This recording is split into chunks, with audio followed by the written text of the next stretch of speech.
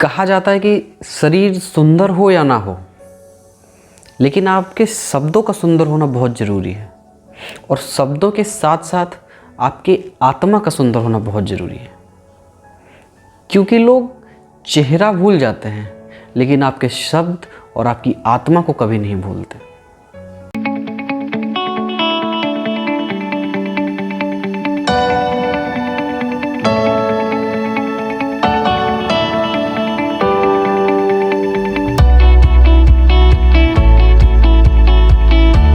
हम सभी ने अपने जीवन में एक चीज़ नोटिस किया होगा कि अमूमन सभी के साथ होता है।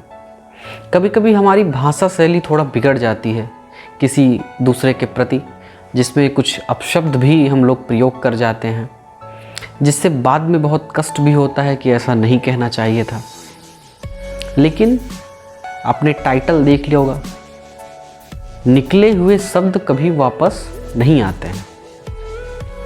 ये जो आज का सेशन चल रहा है, ये बेस्ड है पूरी एक सीरीज़ पे, जो कि एक मोटिवेशनल इंस्पिरेशनल सीरीज़ होने वाली है, जिसमें आपको शॉर्ट स्टोरीज़ के ज़रिए आपको कुछ ऐसी चीज़ें बताई जाएंगी, समझाई जाएंगी, जो आपके जीवन में बहुत ही ज़्यादा उपयोगी हो सकती हैं।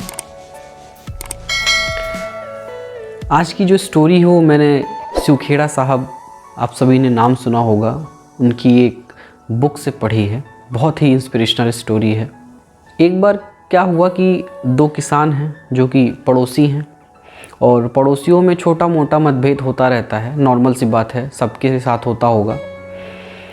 तो इसमें क्या हुआ कि एक पड़ोसी आवेश में आकर दूसरे को, जो दूसरा किसान है, उसको कुछ अपशब्द कह जाता है, शब्दों की सीमा पार कर जाता है।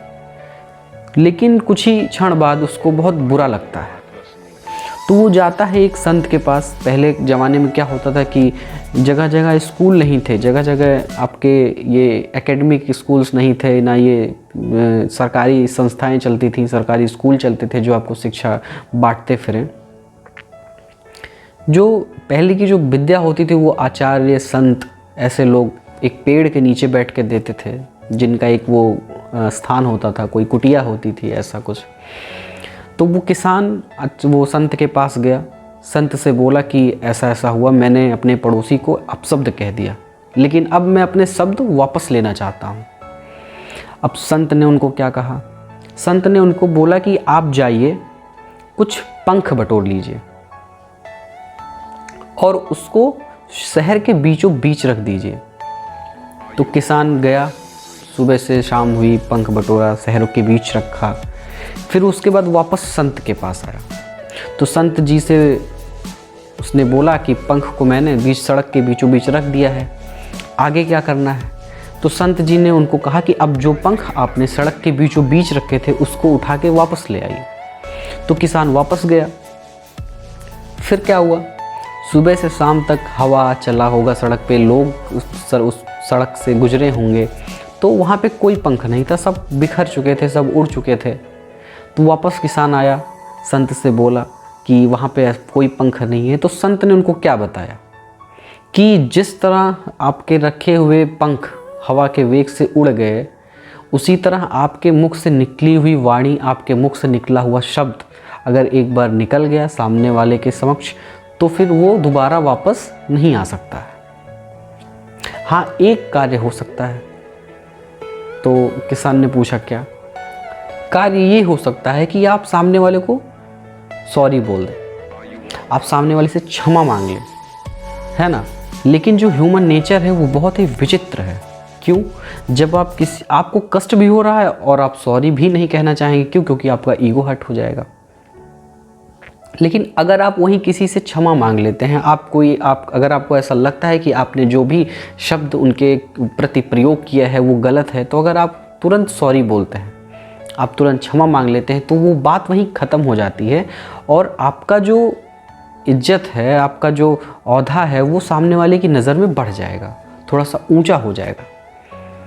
तो कभी भी अगर आप किसी को अपशब्द कहें, तो उनसे तुरंत आप क्षमा मांगिए, उस बात को वहीं ख़त्म कीजिए।